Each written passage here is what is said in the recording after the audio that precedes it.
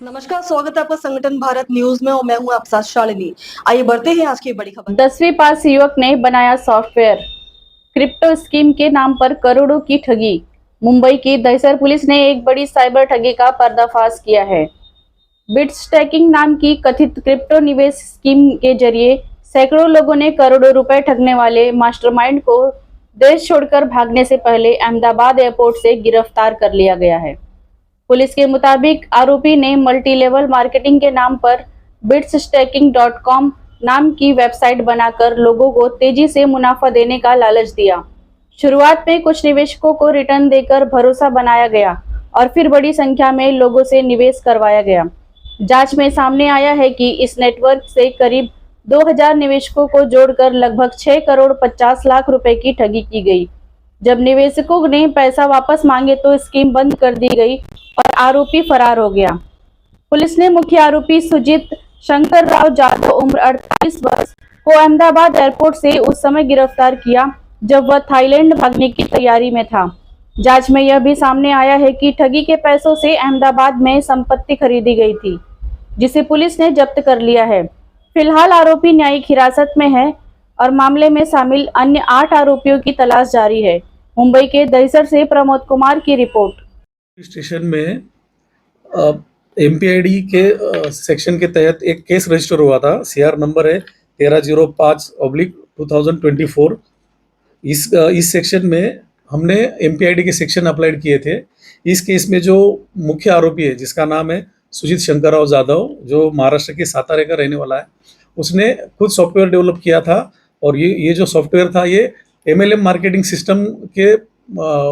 System से तैयार किया गया था, जिसमें रेफरल कमीशन सिस्टम होती है। अगर कोई इन्वेस्टर पहले इन्वेस्ट करता है तो उसको और इन्वेस्टर्स लाने होते हैं, उसके बाद वो और चेन डेवलप होती रहती है, जिस आधार पे जो सॉफ्टवेयर डेवलपर और इनिशियल एजेंट जो होते हैं उनको ज़्यादा से ज़्यादा कमीशन मिलता है।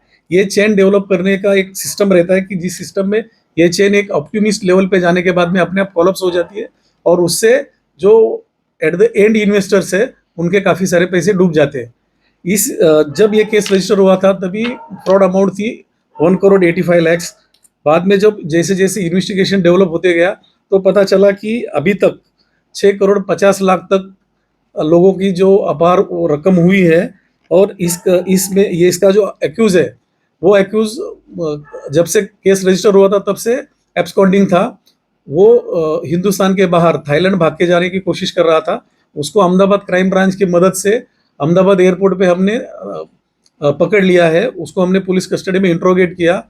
अभी उसने क्राइम प्रोसीड अमाउंट से अहमदाबाद मेहसाना में कुछ फ्लैट परचेज किए थे। वो फ्लैट्स भी हमने इन्वेस्टिगेशन में सीज किए हुए हैं। उस बारे में वो फ्लैट बेच के जो इन्वेस्टर्स के अमाउंट है वो रिकवर करने का प्रयास किया जा रहा है। अभी जो आरोपी है वो आर्थर रोड जेल में है और इसके जो और साथीदार हैं, इसके जो एसोसिएट इन क्राइम्स है, उनका भी हमारे इन्वेस्टिगेशन में नाम रिवील हुआ है। उनके बारे में अभी इन्वेस्टिगेशन चालू है।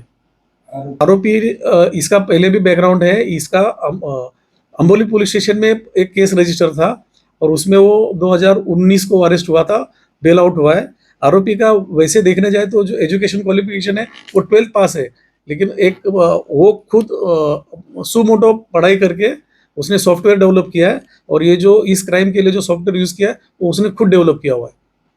ट्रेडिंग वाला सॉफ्टवेयर होता है और ये ब्लॉकचेन सिस्टम पे चलता है।